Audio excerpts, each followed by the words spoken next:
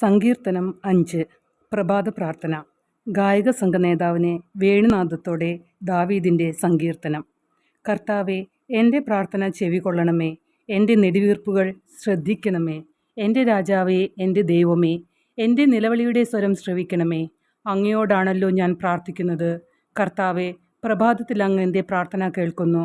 പ്രഭാതബലിയൊരുക്കി ഞാൻ അങ്ങേക്കായി കാത്തിരിക്കുന്നു. അങ്ങ് ദുഷ്ടതയിൽ പ്രസാദിക്കുന്ന ദൈവമല്ല.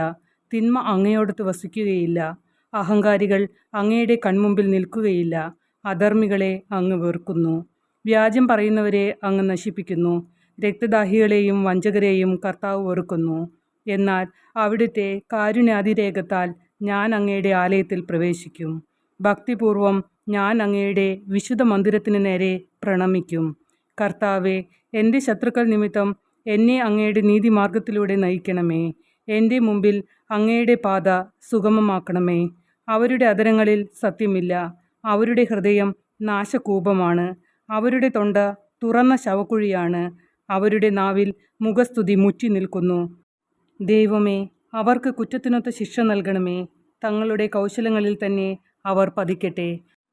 അവരുടെ അതിക്രമങ്ങളുടെ ആധിക്യത്താൽ അവരെ തള്ളിക്കളയണമേ. അവർ അങ്ങയെ ധിക്കരിച്ചിരിക്കുന്നു. അങ്ങയിൽ ശരണം പ്രാപിക്കുന്നവർ സന്തോഷിക്കട്ടെ. അവർ എന്നും ആനന്ദഭരിതരായി സംഗീതമാലപിക്കട്ടെ. അങ്ങയുടെ നാമത്തെ സ്നേഹിക്കുന്നവരെ സംരക്ഷിക്കണമേ. അവർ അങ്ങയിൽ ആനന്ദിക്കട്ടെ. കർത്താവെ, നീതിമാന്മാരെ അവിടുന്ന് അനുഗ്രഹിക്കുന്നു. പരിച കൊണ്ടെന്ന പോലെ കാരുണ്യം കൊണ്ട് അവിടുന്ന് അവരെ മറയ്ക്കുന്നു.